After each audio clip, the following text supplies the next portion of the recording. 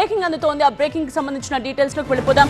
So governor ని లోక్ భవన్ లో CM Revanth కలిశారు. లోక్ భవన్ లో గవర్నర్ శివప్రతాప్ శుక్లాను కలిసి విద్యార్థుల యాంటీ డ్రగ్ ప్రతిజ్ఞ కార్యక్రమానికి రావాలని ఆహ్వానం అందించారు.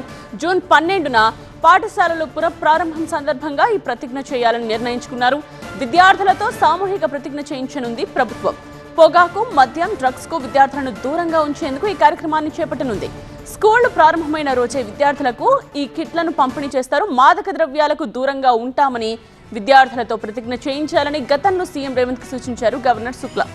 గవర్నర్ సూచనను గౌరవిస్తూ విద్యార్థులతో భారీ సభ ఏర్పాటు చేసి యాంటీ డ్రగ్ ప్రతిజ్ఞ చేయించబోతోంది ప్రభుత్వం.